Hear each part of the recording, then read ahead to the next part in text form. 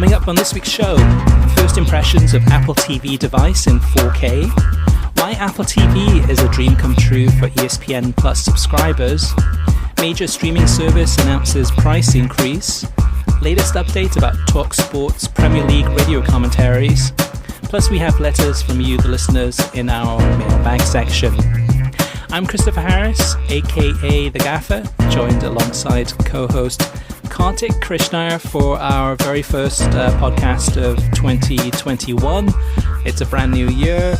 2020 is gone. It's behind us, and now we're looking ahead and hoping that this year will be much better in terms of soccer and the experience of watching soccer through apps and websites and television, of course. And of course, we got this summer the promise of hopefully Gold Cup, the Olympics, Euro 2020, even though it's going to be Euro 2021, plus much, much more. Now, Kartik, from this past week, not to go into a lot of detail, but anything that you've watched from this past week that jumped out at you, or anything interesting to note for our listeners? Yeah, I mean, in terms of matches, there was a lot of bad football, I think, over the holiday period in the Premier League, and heard a pretty good discussion of it on ESPN FC with Craig Burley and Stuart Robson, both of whom tend to be kind of sometimes critics of the quality of play anyway, but talking about the quick turnarounds, the COVID situation, which limited squads for a number of clubs, creating some bad matches. But I think New Year's Day, the Manchester United-Aston Villa match at Old Trafford was particularly good and particularly entertaining. And two really good footballing sides. There were lots of chances in the match. There were a lot of back and forth opportunities. And I would say also some pretty good defending, with the exception of a mistake by Tyrone Mings, right, on the first United goal. That led to that, but some pretty good defending in terms of both sides. So I would say that was a highlight for me. I really think NBC's coverage over the festive period was greatly enhanced by Danny Higginbotham being on the set almost every day, giving us some unique analysis. He doesn't pull punches, and Chris, he also talks about other sides beyond the Big Six. The thing that's ended up happening, I think, even more over this holiday period, is I'm seeing incredible Big Six bias in media coverage all over, where there is a lack of awareness of, let's just take Liverpool, for example. We know Van Dijk's out, right? We know Matip is out now. We know Thiago's been out for a while. But and Jota has been out since that last Champions League match. You would think they were consistently playing teams that were fully fit, and woe is me, Jurgen Klopp, we have a bunch of injuries. Well, in fact, the reality is Newcastle has two guys that have been out long-term with COVID, in addition to 4 or 5 other guys that have been out with COVID at various times, and their usual spate of injuries. Okay? And then Southampton had, I think, just about every significant player they have, high-end player they have, with the exception of James Ward-Prowse, and the oft-injured Danny Ings, out of that match against Liverpool. Starting with Vestergaard, who to me has been the best center back in the league this season, with the absence of Van Dijk, since Van Dijk got injured. Really very little discussion of this in the media. It's like, oh, Liverpool's got all these injuries, and then obviously, Man City's got COVID problems, and Spurs have injuries. Funny, Leicester has injuries too, but they talk about Leicester's injuries less than the Big Six clubs. So Chris, I have to say, over the festive period, I really hit my limit with all this kind of Big Six bias, or maybe, I don't know if it's conscious or subconscious, but so Higginbotham was a really welcome relief for me, a breath of fresh air on NBC's coverage. And then I would say Craig Burley on ESPN FC has been quick to point out the injury problems for clubs like Southampton, West Ham, and others, when that seems to be forgotten by his colleagues on ESPN FC. One other note, I thought Liam McHugh, Ahmed Fareed did a good job also. He hosted a number of days. on NBC. I thought Liam McHugh in particular was excellent. I hadn't noticed in the past how quickly he can transition.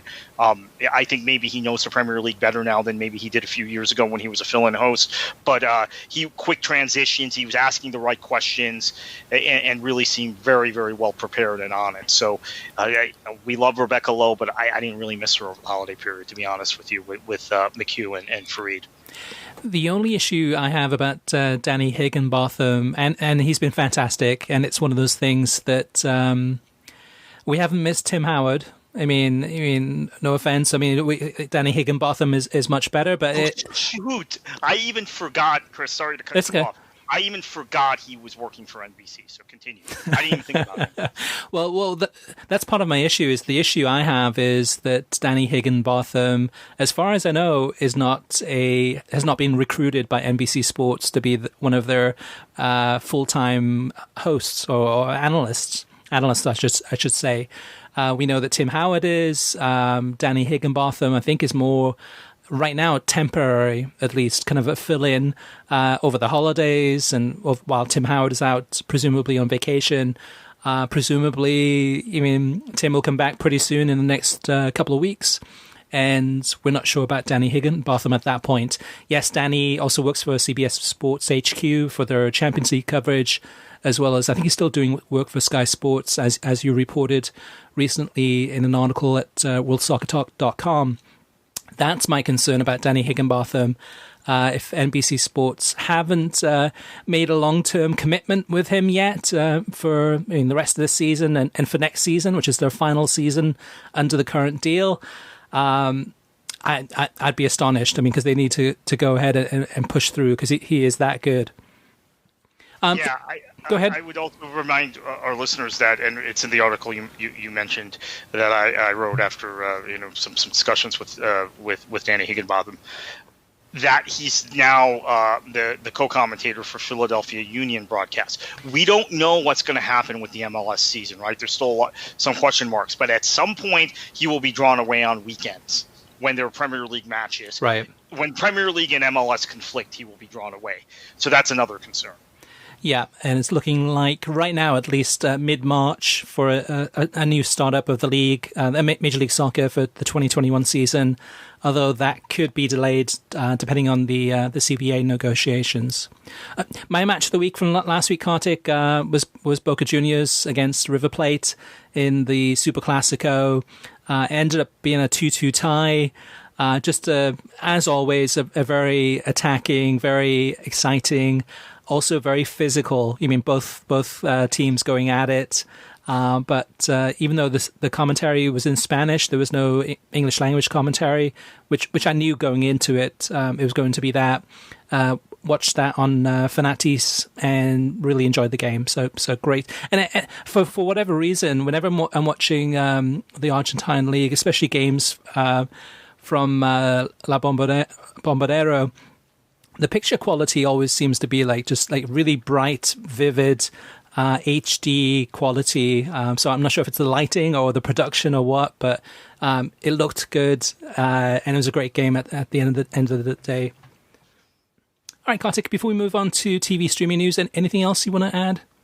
Yeah, I will actually say that the Copa Libertadores has been interesting to me, and it's odd it taking place at this time of the year, and it's being squeezed in with all these European leagues playing at the same time. So used to it, with the exception of that 1 year ending in the summer. But I agree with you on Boca River, and actually and am enjoying it kind of dovetailing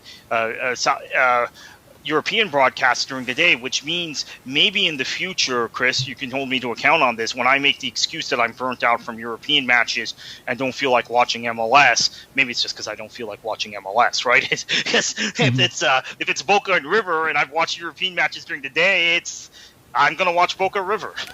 It kind of exposed me in a way because I typically have made that excuse.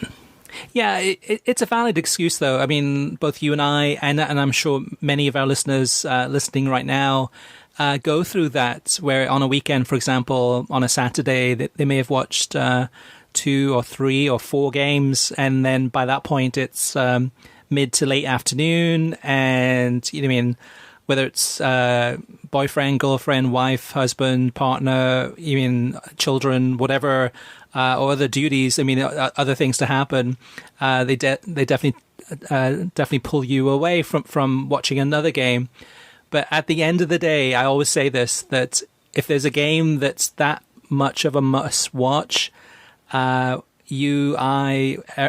will do everything we can to watch that game. So it does come at the end of a long day, but then at the same time, so does Liga MX games from Mexico. And we know that those games on US television get some of the highest TV ratings. And sure, it's a different audience. That audience is probably not watching games from 7:30 in the morning Eastern time, or sometimes 4:30 in the morning Pacific time, all the way through that whole day. But yeah, definitely a good point there, Kartik. But I still think if it's a game that has to be watched, that should be watched, that's a must see, we'll find a way to make it happen.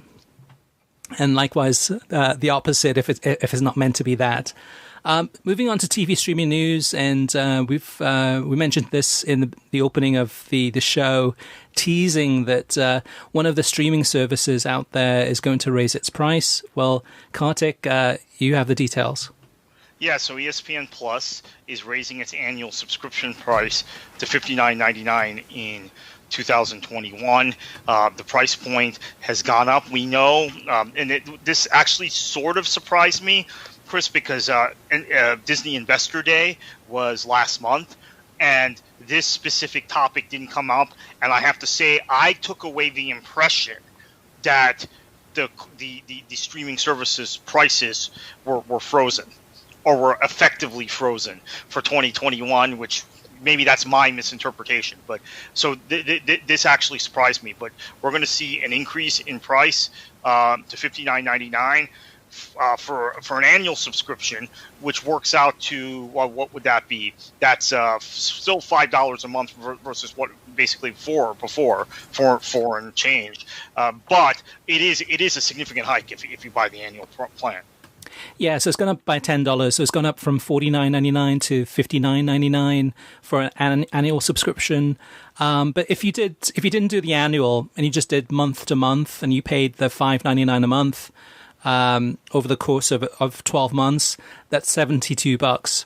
So by going ahead and for me personally, after probably a couple of months of ESPN Plus, and I saw all the games that were on there, I'm like, I'm going to be watching this every single month of the year, no matter what, probably every single day.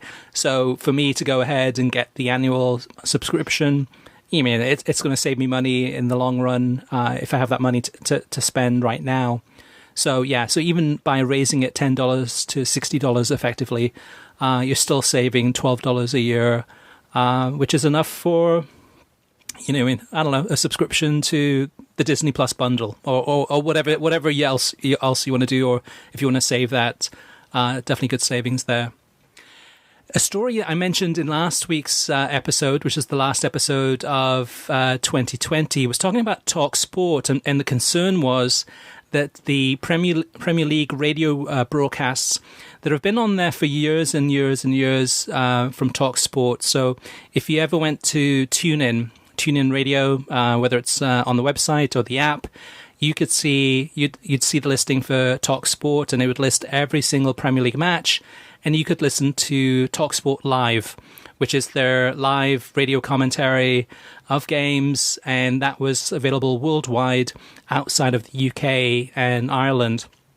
Well, a couple of weeks ago, we had a lot of alarming emails, tweets, and messages from listeners in the US saying, like, oh my gosh, what happened to talkSPORT and the Premier League broadcasts, the radio broadcasts?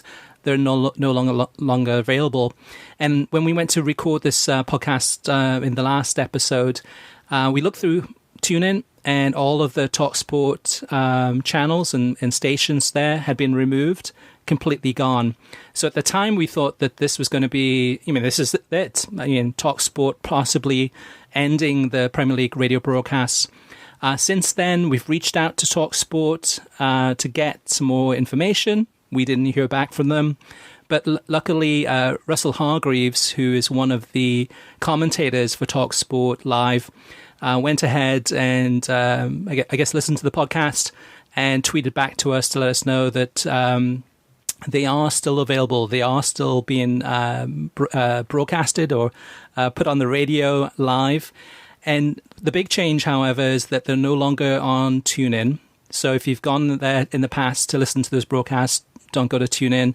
Instead, it's on their website. And if you go to their website, and I think it's actually, we have the link on the website, but I'll put it in the show notes for this episode. But there's a link that will take you deep into the site, and then there it has listings for the actual game, so we can listen to it live. Unfortunately, if you get the talkSPORT app, you can't listen to the games through there. And unfortunately, if you go to the talkSPORT homepage on any Premier League match day, and you try listening to the broadcasts on the homepage, it won't work. It'll give you a message talking about this game isn't available in your area. Check your local rights restrictions, or whatever the message is. So it's actually a lot of hunting and pecking to find the information you're looking for. It is still there. They're still doing it. They haven't communicated any of this. So for a lot of fans, including ourselves, we had to really kind of grin and bear and figure it out ourselves. And thankfully for Russ Hargreaves, who pointed us in the right direction, like I said, and I'll include that link in the show notes. All right, Kartik, moving on, TV ratings. We do not have a lot of these this week, but there is one to mention, which is a highlight, and that is Boxing Day, the most watched Boxing Day match ever on NBC Sports, and that was Arsenal against Chelsea. This game was on NBC and Universo, and this one had 1.3 million people watching this one. And Boxing Day was on a Saturday, right? So a lot of people home, a lot of people not working, a lot of people probably looking for something to watch. And 1.3 million of them watched Arsenal against Chelsea in what was a good game. Yeah, it was a good game if you're an Arsenal fan. I think it was maybe some of that rating spike was because of Pulisic starting and playing, and Saka, who was the man of the match, is thankful Pulisic started and played because he didn't drop back defensively, and Saka's been brilliant the whole Christmas period or the whole festive period, but it was particularly good that day. All right, Kartik, I'm going to put you on the spot here now too, because we didn't talk about this weekend's matches, but the FA Cup is back, right? So Friday, there's two matches on Friday. Aston Villa is playing Wolves. Liverpool's playing. And then Saturday and Sunday, you've got the FA Cup games. And every single one of these third-round games is streaming live on ESPN+, which is crazy when you think about it, because each day there's probably over 15 to 20 games being played. A lot to choose from. There's no whip-around show.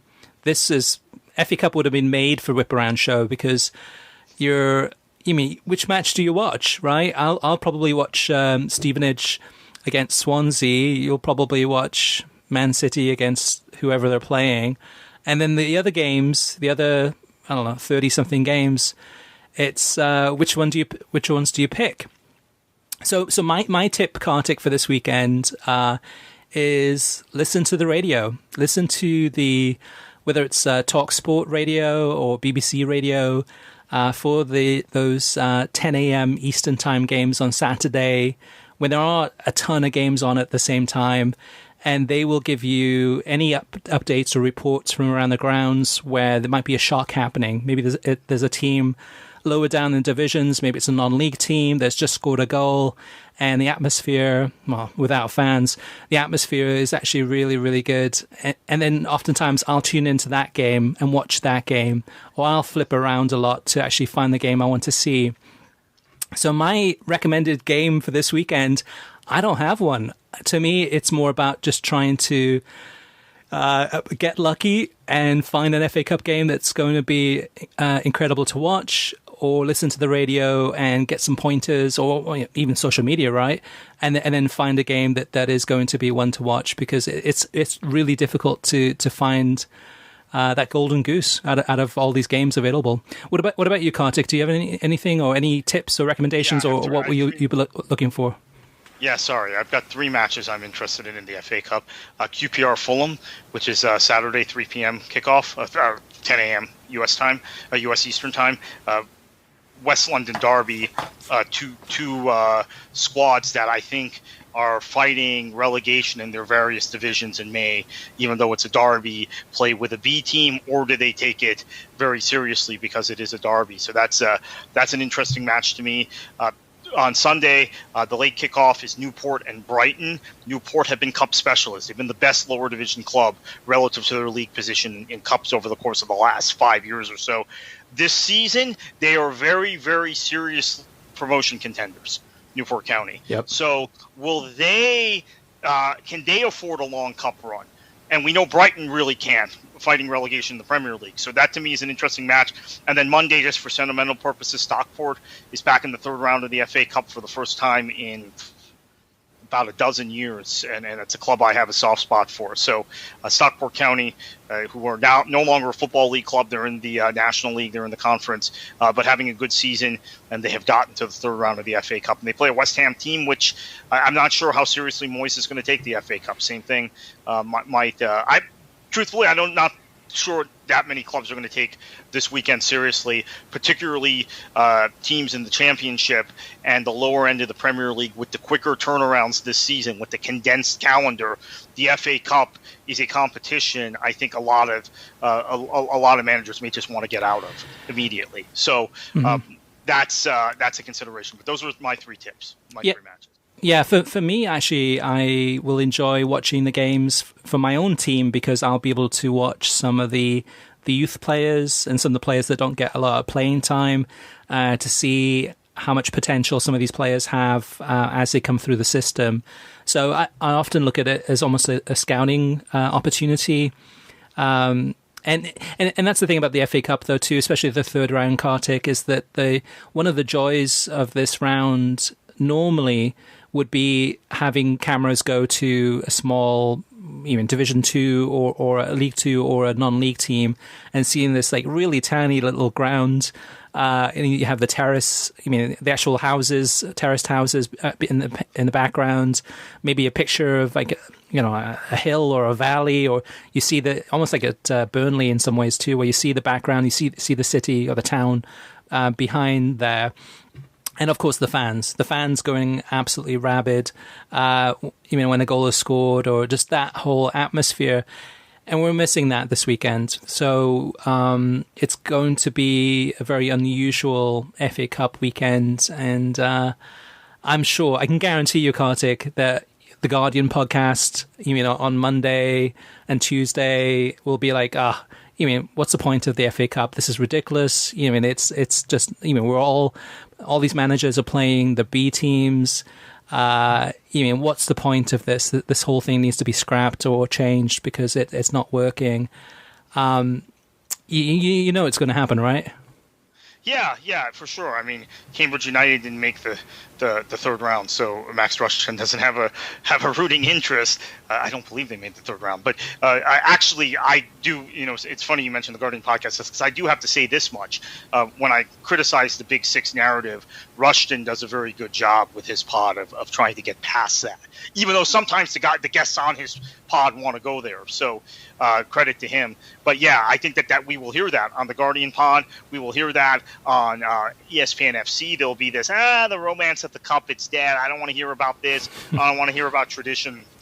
I do think though that there's some clubs that particularly this season in lower divisions might sense the opportunity because, as I said, I think you're going to see teams in the championship, especially in that division, because it's so competitive and the stakes of getting up to the Premier League or staying in that division are so high, particularly with the finances as stretched as they are for a lot of football league clubs. I think you're going to see League One and League Two teams really try and take this opportunity and know that they're probably going to face weakened, not only Premier League opposition, but weakened, almost significantly weakened championship opposition with youth players. I know Derby County is going to field an entire youth team. Yep. And their FA Cup tie on Saturday. So I'm sure they're not the only one. Yeah, it could be, like you said, a huge opportunity for League One and League Two sides, as well as some non-league sides to get some big scalps and move on to the fourth round. So, right. Admittedly, get some. There's no gate because of COVID restrictions, but there's still some financial incentives involved. Right. That, in this time when, look, we haven't talked about much on this podcast. Another prop for the Guardian pod. They're probably the only podcast that really has talked about it extensively. There are a number of English clubs in League One and especially League Two that are on the brink because of COVID. So financially, less so in the Championship and the Premier League. But this could be a potential bailout in terms of finances for them if they advance. Yeah, well, even the Championship, though, too, this is something I tweeted last week, is that Cardiff City's manager, Neil Harris, in a post-match interview, I think last week, said that there's clubs in the Championship that haven't been paying their players, which is outrageous. I mean, in England, in terms of at that level, if true, but I didn't really hear much after that, so I think it kind of got swept under the carpet a little bit. But I'm sure it's happening. I'm sure there's some clubs that just cannot afford. Wednesday is one of those clubs. Yeah. And I have a source who would know, who's told me that Tony Pulis' departure, rather quick departure from that club, had to do with the fact that he was going to be given no transfer budget. We know Pulis likes to dip into the transfer market, so it's not a coincidence he got sacked right before the end of right before the transfer window opened. In Neil Harris's case specifically at Cardiff, great Millwall player, great Millwall manager. This Cardiff thing isn't really working out for him, and I understand that there were some financial incentives potentially not to sack him for the club, and that's why he's made it into 2021, because they haven't been playing particularly well, and maybe he was speaking about his own club in a way. Maybe they're not paying their players on time. But my understanding was that when I had said to somebody that knows the Championship, I said, oh gosh, I love Neil Harris, I'm a little concerned about him. It was like, oh, no, Cardiff can't afford to sack him. Interesting. Reasons. Yeah. So you're right. I had forgotten some of these things, and you triggered my memory. All right, listener mailbag. Let's move on to that section right now. First up is Molly. Molly says, great end of the year recap. We get La Liga through Spectrum Cable. However, you need to pay extra $10 per month for the sports package. La Liga made one of the worst business decisions staying with beIN Sports and not going to open bids. And I'm sure ESPN would have picked up the rights and given the league massive distribution.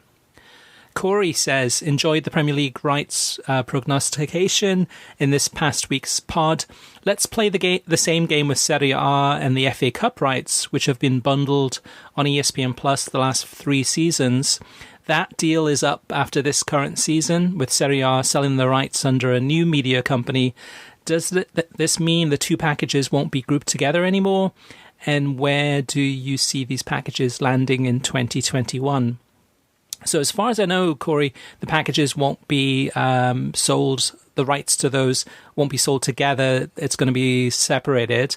I think they're staying with ESPN Plus. If I had to take a gamble on this one, Serie A, I think, has been a good acquisition by ESPN. What they've done for the league, how the league is progressing, and kind of gaining more appeal in the last probably season and a half.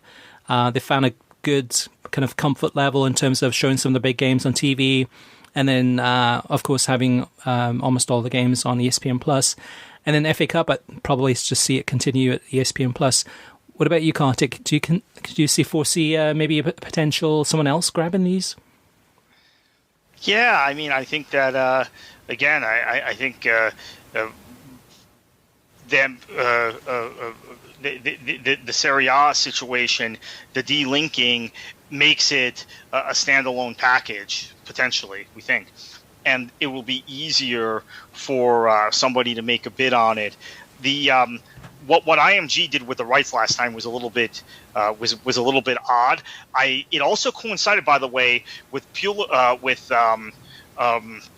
why am I blanking out? With Ronaldo, I almost said Pulisic.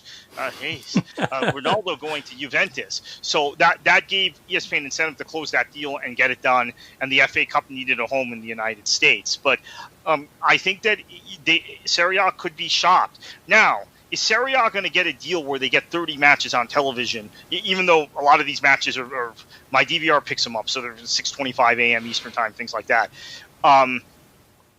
Is that going to happen with this new package? I with another carrier, I'm not sure. And there's a lot of bandwidth dedicated to Serie A on ESPN. This having been said, I think Serie A is probably disappointed, if you ask me, in what they've seen from ESPN in terms of promotion versus the Bundesliga. So while there are more Serie A matches on ESPN linear television networks, while they have their own Serie A dedicated podcast every week, while they show the Serie A highlight show, which I got to see this week, which was fantastic, on ESPN Plus.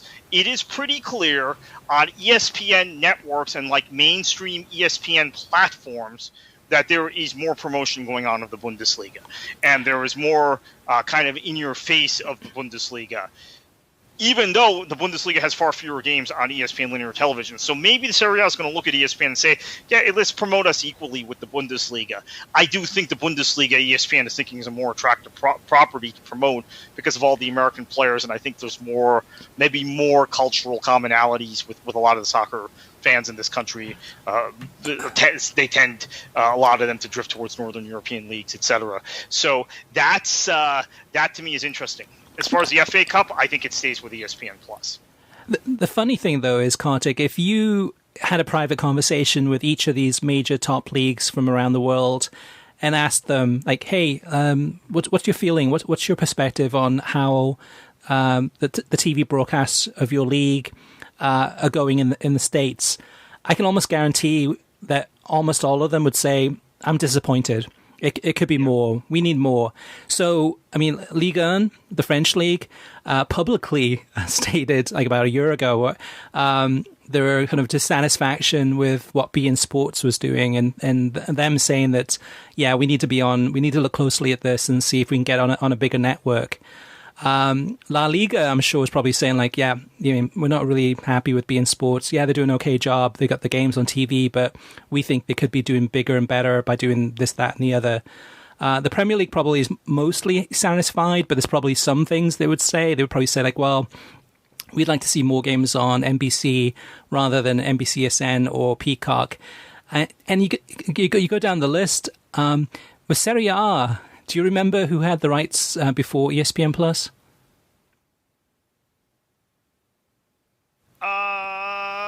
beIN did.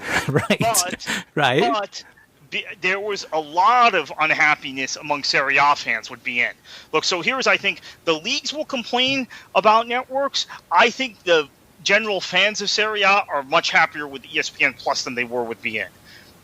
Right. Just based on my anecdote. Yeah. I mean, I don't think it's even debatable. But yeah, it was on beIN, but I had to think about that for a minute because they were very invested in La Liga. They obviously have the ownership tie to PSG and Liga 1, and by virtue of PSG. Liga 1. Right. And I always felt like their coverage, with the exception of having Matteo there, Benetti, of Serie A, was a bastard stepchild at that network. That it was something no one was interested in. Yeah, and even visibly, they were less interested in it when they would have their Monday night show, the Extra, the Express, whichever shows, right? Yeah, the locker room. There would be less interest and less discussion in Serie A. Yeah, it would always be number 2 at beIN Sports, no matter what, because La Liga would always be number 1. And even still, I'm sure La Liga would complain about the coverage they're getting. They would say, we need more, it should be better, it should be this, it should be that. But that's my point about beIN Sports is for Serie A might have a conversation right now privately and say, yeah, we're not really happy. We want to have something more like the Bundesliga has, that level of promotion, those levels of, we want to a Sports Center episode about maybe not Ronaldo, maybe it's Weston McKennie, or maybe it's whoever it may be. And those are valid complaints. Those are valid concerns that the Serie A would mention.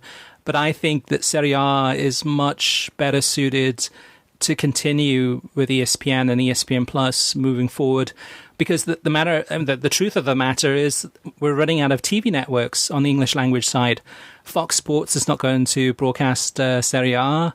CBS Sports, it's pretty much all in on CBS Sports, CBS All Access on the streaming side. And what else is left? You've got NBC Sports, which is really kind of moving almost all in on Peacock. So everything's moving towards streaming anyway. So I think Serie A would be better suited to stick with ESPN Plus and maybe figure out a way to try to leverage some of the ideas and some of the things that the Bundesliga is doing. And at the same time, gaining a lot of eyeballs and reach and exposure by having a lot of coverage on ESPN FC, which they do. A lot of analysis, a lot of highlights, etc. Serie A is definitely a major talking point on that daily show. Now, Kartik, before we move on to the next item in the news, I do want to mention something that we teased at the beginning of the show, and that is Apple TV. Now, when I say Apple TV, I don't mean the Apple TV Plus, the service, the streaming service that has Ted Lasso and a whole bunch of other things on there, like the Tom Hanks movie and other things like that. What I mean is the actual Apple TV, the actual product, the actual box. If you go to, I don't know, a Best Buy or wherever, or the Apple Store, probably better, you can buy an actual Apple TV box that you can plug in. It's an over-the-top box. You can go ahead and watch, add apps to it. You can hook up your iTunes to it. You can watch movies. You can buy movies. But I know that you have been messing around with it recently, as I have done. So just by coincidence. So you go first. You tell me what you discovered. So Saturday, West Brom played Arsenal, and I got this Apple TV 4K box, and I have a pretty extensive iTunes library. So I had part of the advantage was that, okay, and I got the box that day. I mean, literally, it came in the mail, and I hooked it up. And the first thing I was able to do after I'd set it up was watch West Brom and Arsenal. In fact, I will admit that as great a match as apparently scoreline Brighton Wolves was, I was messing with this box during that match, so I didn't really watch that match. And this Leipzig match. And this is on Peacock, Kartik, right? Peacock. Yes. Yeah. So there's a Peacock app on Apple TV. And so I got the 4K box, and it's for me to watch my James Bond movies, which I have in 4K through iTunes, and some other movies. That Tom Hanks movie you mentioned, Greyhound, Apple TV Plus. The picture for me on Peacock was better than any NBC broadcast I had seen or any previous Peacock broadcast I had had. So I wasn't sure if I had never thought about the fact that it may convert the signal I get that I would be watching in regular HD or 1080, whatever, on maybe 720 even, on Peacock, on the app on my computer, or on the Peacock app on my LG TV, to something that was ultra high definition. But it appeared, watching that match, it was. And then I have to say the signals for the Serie A review show that I watched on the ESPN app on Apple TV this week. I have not watched the Bundesliga one yet, but I did watch the Serie A show already, and then also the League Cup semifinal matches seem to have been better. And when I switched, because this game was going on, right? The Manchester Derby was going on at the same time as we had this insurrection and all this excitement in Washington, D.C., I was flipping back and forth between CNN on my DirecTV to my OTT Apple TV box, and every time I switched back to the Manchester Derby, a little HDR icon came in the corner of the screen and then would disappear after a couple seconds. So I was apparently getting an HDR signal for that match. So just fantastic. I was not expecting this. I paid admittedly a lot of money to buy this box direct from Apple. I thought maybe I had wasted a lot of money. I was thinking, gosh, maybe I could have gotten a Roku stick for 1/3 the cost. But once you're in the Apple ecosystem, you're kind of stuck. Chris, I know you're not as invested in the Apple ecosystem as I am. I think not many of us. I've got like 200 movies and documentaries and stuff on iTunes. So I'm kind of stuck. But I am really happy with it so far. And I think it's going to enhance my football viewing experience. I have Fubo now on there too, so going to do some do some Liga MX through that, do some La Liga through that this weekend, etc. I'm looking forward to that, and I don't know if it's going to convert that signal. I think it depends on where the signal's coming from, what they're filming in, etc. But really pleased with it so far. Yeah, I've had an Apple TV box for maybe about 2 years, and didn't use it that much. I had it in a spare room, and up until about a week ago, and around Christmas time, I got a new monitor. So in the room, in my office where I watch soccer games, usually for the most part, I added in the new monitor, and I thought, okay, let me hook up Apple TV to that, and then on my other monitor, I have a Roku streaming stick, and that's the part of it too, is that each device, there's so many different variables in terms of picture quality and streaming quality and buffering and all these things. A lot of it is the processing power. So if you have an Apple TV and the technology that's inside that is going to be more high-powered, more robust than, say, a Roku streaming stick, and vice versa too. A Roku actual device, kind of the one that you would a more expensive device that you'd sit maybe on a desk or on a top of a TV stand, and then hardwire that into the television, is going to be better than an actual Roku streaming stick that would just plug into your HDMI port on your TV. So that's part of it too, is like how quickly it can process the information. But yeah, the Apple TV, I've had it for a couple of years. I've played around with it quite a bit, but it's been a while. And these last week or so, I was like, holy crap, this Apple TV is really, really slick. Because there's a whole bunch of different options, right? You can go into what to watch next, what's on now, and it aggregates all your information together from all the different streaming services that you have onto one page. Has a sports tab, so you can go in there and see what's live right now. It'll actually show you kind of thumbnails, live action in thumbnails, so you can just look at the thumbnails and see, okay, which game is of interest. Great. Yeah, sorry, because of I forgot about that part because of the insurrection, all that stuff in D.C. I didn't really take advantage of it on Wednesday. But when I kept flipping back, when I initially flipped back to set up the United City match, I was seeing a live feed of the Juventus match in a thumbnail, which I never had before. It would be like a still image with like a stock image in the past on my previous Apple TV box. On this 4K box, they have all of these additional features. And I also noticed if I had wanted to, which under normal circumstances I would, but of course we were all kind of captivated by the news, or captivate's the wrong word, but we're all concerned about what was going on in the Capitol. I probably would have done a picture-in-picture because I also figured out how to do that. So I could have kept the big screen on the Manchester Derby and then had in a smaller mirrored screen the Juventus match. And I'm going to take advantage of that in the future. So as I said, at least for me so far, and again, I'm only 4 days in, it's been amazing. I'm going to put together probably the next week or two, basically a how-to video or a video showing the multicast system within the Apple TV, within the ESPN Plus app. So this feature is only available on Apple TV, the actual box, and Xbox One using ESPN Plus. But you can have the picture-in-picture screen, but you also have multicast.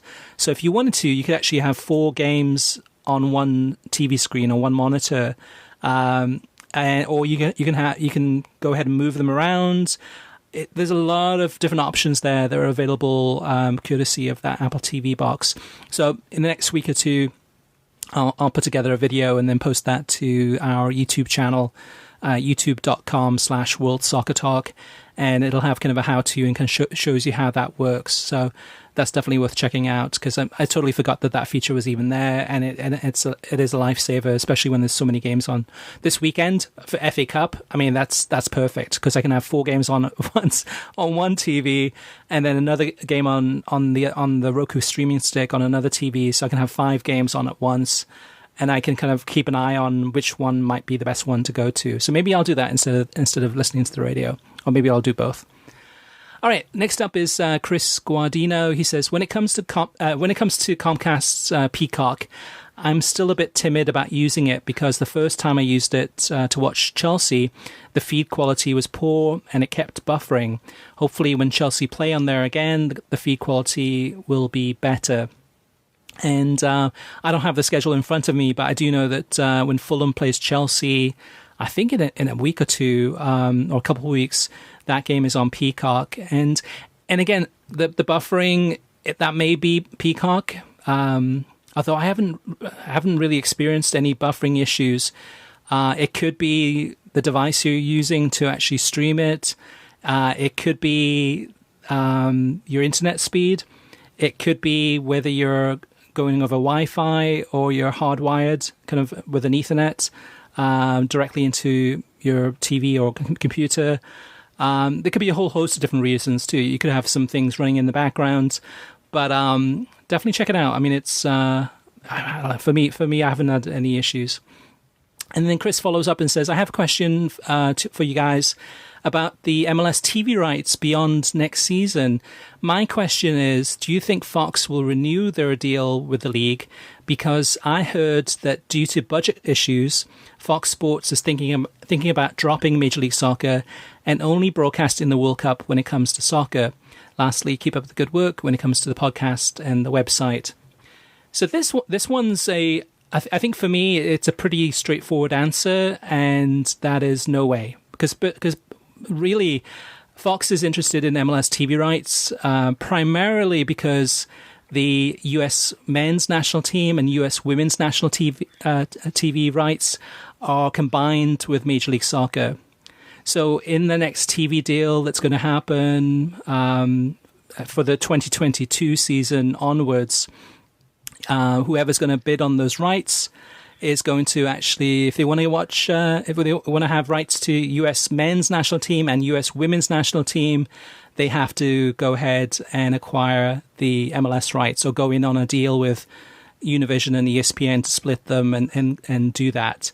And this is all leading, of course, to the 2026 World Cup, which is going to be the biggest World Cup ever. And it's important now more than ever for Fox to continue with Major League Soccer because they want those US rights and they want the US to do really, really well in that lead up to the 2026 World Cup, which, of course, they have the rights to also. Disagree, Kartik, or you agree on that one? I go back and forth on this because we've even talked about the idea of Bleacher Report and or PR Live and CBS and whoever else getting involved in the MLS TV rights. I don't know where it's going to go, honestly. Coronavirus threw another chunk in to this. I think I do think that Fox has some serious budget issues, but I also think in order to keep their branding going through World Cup 2026, and who knows if they even bid competitively for 30 and 34 beyond that, but to keep their branding going through 2026, they probably need at least a package, an MLS package. Maybe it's a slimmed down package. Maybe it's a package that involves a couple of matches on Fox Network television, but not the number of FS1 or FS2 matches we've seen, not the alternating playoff matches with ESPN, etc. But I think they're going to want to keep a presence of some sort. Yeah, BR Live, I mean, as of March, there was definitely reports that, actually, BR Live, Bleacher Report said that they were interested in Major League Soccer. But since then, a lot has changed. So BR Live, since February or March of 2020, since that point of time, they dropped the Champions League. BR Live has lost all of its live soccer rights. All they have is some of the soccer club TV channels. BR Live has had some layoffs. Some of the BR Live content has been kind of really brought into the Bleacher Report app and available through the Bleacher Report app. So it's going some ways kind of a migration or transition to the Bleacher Report app. At the same time, Bleacher Report's had layoffs. BR Football has had layoffs. So I don't see Bleacher Report as being a viable destination for Major League Soccer anymore. Just in, 6 to 9 months, I think their strategy has changed. most of that strategy actually from Time Warner has been focused on HBO Max. And so starting up with HBO Max a couple of weeks ago, just getting it and just checking it out, I can't see sports being having a play on there. Maybe some boxing fights now and again, but the way that HBO Max is set up, I don't see that as being kind of DC Comics, HBO, and then Major League Soccer or sports. It doesn't seem to be a good fit there. So I don't think that's going to happen. There might be other streaming services that would be interested in Major League Soccer, but I don't think it's Bleacher Report, and I don't think it's going to be HBO Max anymore. Last but not least, JP says, I don't think La Liga should be so eager to leave beIN Sports as Kartik thinks. If you look at it objectively, it's really not a bad spot. Number one, while it's not carried by Comcast or DirecTV, that still leaves many providers who do carry it. In my experience, it's no longer required to have the highest tier or sports pack to watch soccer as it was in the early days of the network. Similar tier to NBCSN, FS2, NFL Network, etc. Number two, we keep saying cord cutting is the way of the future and cable packages will be a thing of the past. beIN is carried by the more popular streaming services except for YouTube TV. If someone can't get, this is number three, if someone can't get beIN through their cable provider, it's easy and cheap to add on for $8 to $10 a month through Fanatis or Sling. So just like the leagues on ESPN Plus, if somebody wants to follow La Liga, they can do so easily. Only difference is streaming isn't the only option. All in all, beIN Sports and La Liga are easily accessible with the added benefit of being on television for some, so they can still get the casual fan, whereas ESPN Plus is preaching to the already sold fan base. For those already converted who can't get it on TV or don't want cable, the cost to get beIN Sports through streaming isn't much more than an ESPN Plus, CBS All Access, etc. Finally, having access to traditional TV keeps them an option for bars. When the world goes back to normal and we can finally watch games at a bar, that is a huge plus. With streaming, you are confined to watching at home or on a small screen. The situation with beIN Sports isn't perfect, but I don't think it's hurting La Liga. Kartik, what do you think about this one?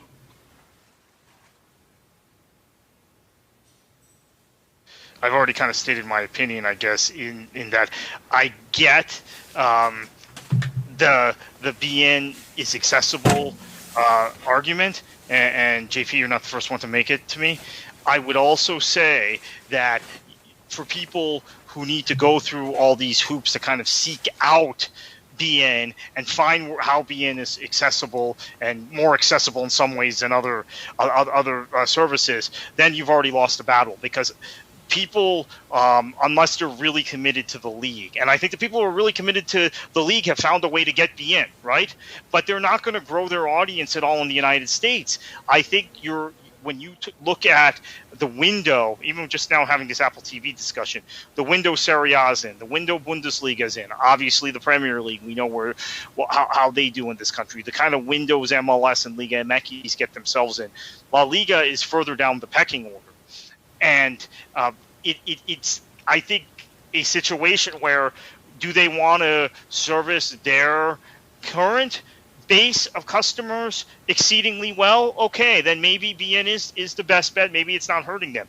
But if they actually want to grow that audience and they want to be competitive with new fans, we know the sport is consistently gaining new fans and becoming more popular in this country.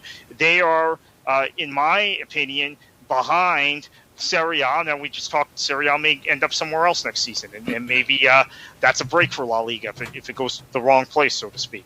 But they are losing ground to the Bundesliga for sure in terms of just kind of awareness and recognition among casual soccer fans. So there might be fans who only watch the Premier League or focus on the Premier League. But they will know and have the ability, if they want to once in a while or once for some specific reason, watch a Bundesliga match or a Serie A match. They know where to go.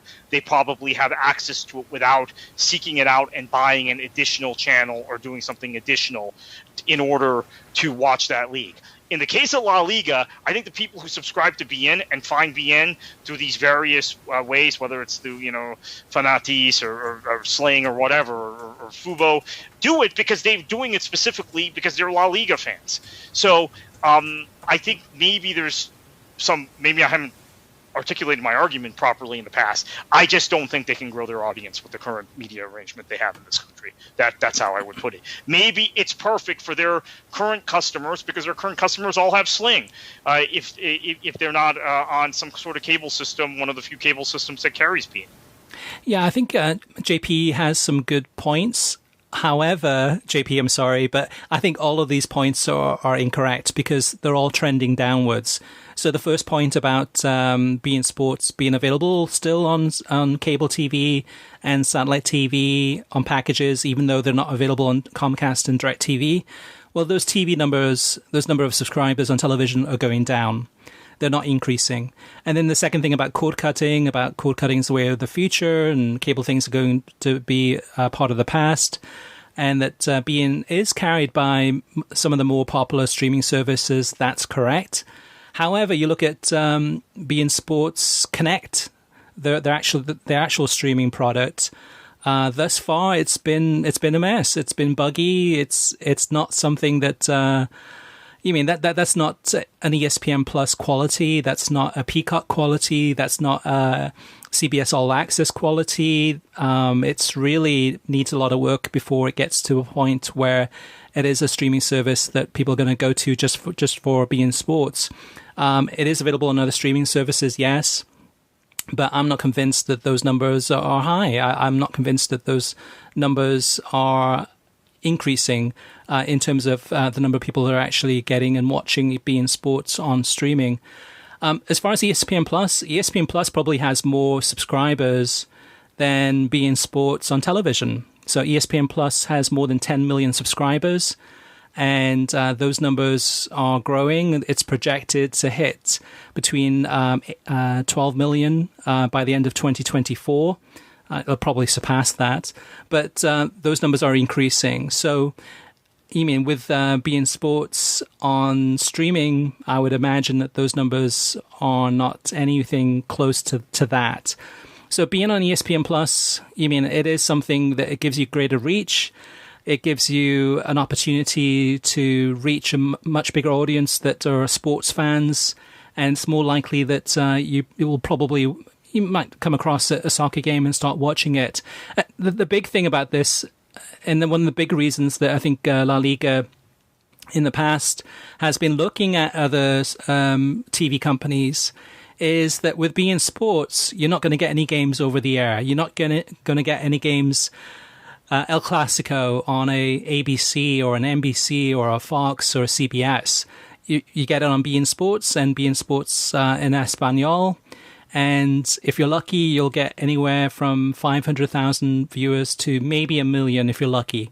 That's kind of the high point. So if you're on a Fox or a CBS or an ABC, you're more likely to probably for a game like that, probably get a 1.5, 1.6, 1.7, and then grow that. But again, with being on beIN Sports, you don't have that. So La Liga is regressing under beIN Sports, unfortunately. It is. Part of the reason is Comcast. Part of the reason is DirecTV. That's definitely holding them back, but nothing's changed. It's been this way now for a couple of years, and it's not helping La Liga at all. Not one bit. Yes, it's good that beIN Sports has a commitment. You know that you can watch those games on those La Liga games on beIN Sports, guaranteed. There's nothing else going to get in the way. And there's not going to be, like sometimes with ESPN on ESPN or ESPN2, sometimes a game is scheduled to start and it's a College World Series baseball, and then that game gets bumped to ESPN News. That's rare. That does happen from time to time. You don't get that with beIN Sports, but what you do get is a declining audience, unfortunately, declining numbers. You're not on the upwards trend like the Bundesliga is with ESPN Plus. All right, listeners, if you have any questions for us about anything we've discussed or anything we haven't discussed from the world of streaming, from the world of watching soccer on television or apps, and speaking of apps, don't forget to download our free World Soccer Talk app, which is available on Google Play and the Apple iStore or the App Store. And it's called Soccer TV Schedules, which is powered by World Soccer Talk. Check that out. As far as any feedback for us, let us know. We'd love to read that out on air. You can always reach us via email through web@worldsoccertalk.com, as well as facebook.com/worldsoccertalk and on Twitter @worldsoccertalk. Plus, of course, you can always post your comments on worldsoccertalk.com. Kartik, heading into another weekend of football from around the world. There's going to be matches other than the FA Cup for sure. There's matches from Brazil, from Portugal, from Italy. I mean, around the world, France right? Is back this week. What's that? France is back this week. France is back this week. Yeah. You got a ton of Ligue 1 games on. Many of them on beIN Sports. A lot to choose from. What are you going to do, and what should the listeners do?